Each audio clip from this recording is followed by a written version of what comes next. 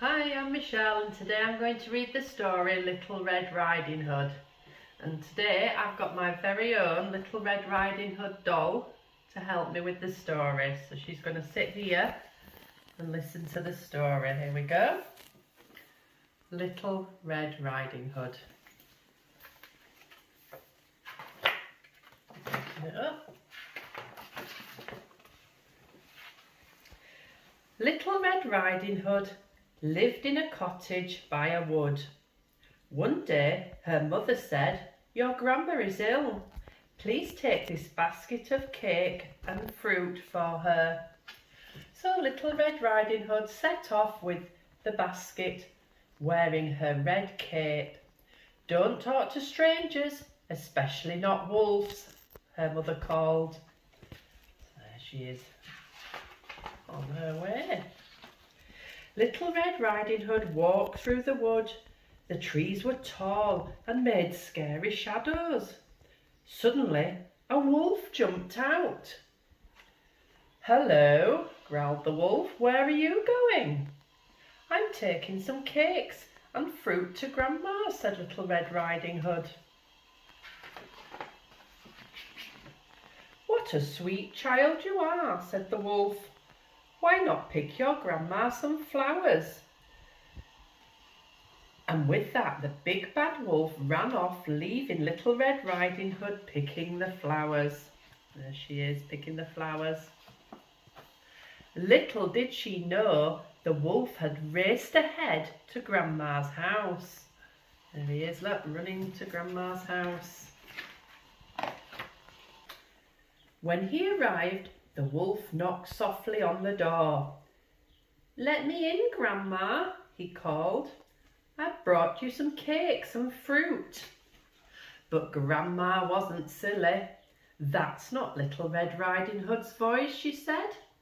Quickly, she made her bed and hid in the wardrobe. There she is, hiding. Right, and I want to show you something. There was something else about my doll. Here's Little Red Riding Hood. And if you turn her upside down, lift her dress up, turn her upside down, she turns into Grandma. There's Grandma in her nightie with her nightcap on. And then, another surprise, we turn around and lift up Grandma's hat, and underneath, it's the wolf wearing Grandma's nightie. There he is. Let's see what he's going to do next. So, the wolf burst into the cottage, but Grandma was nowhere to be seen. So he dressed himself in her dressing gown, like this one, and her bed cap, and got into her bed. Soon Little Riding Hood knocked on the door. "Come in, dear," snarled the wolf in his nicest voice. "Grandma, you look odd," said Little Red Riding Hood. "Come and sit on the bed beside me," growled the wolf. Oh, look, there's a naughty wolf dressed up as Grandma. Little Red Riding Hood sat on the bed. "What big ears you have, Grandma," she said. "All the better to hear you with, my dear," replied the wolf. "Grandma, what big eyes you have." "All the better to see you with, my dear." "And your teeth are huge," exclaimed Little Red Riding Hood. "All the better to eat you with," said the wolf, and he pounced.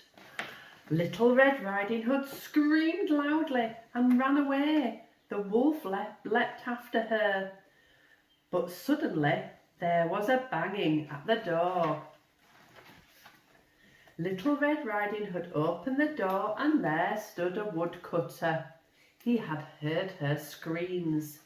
He raised his axe, and with a howl of fear, the big bad wolf dashed past the woodcutter, out of the cottage and away into the forest. There he is, running away. Then Little Red Riding Hood and the woodcutter heard a strange knocking coming from the bedroom. They opened the wardrobe door and out tumbled Grandma.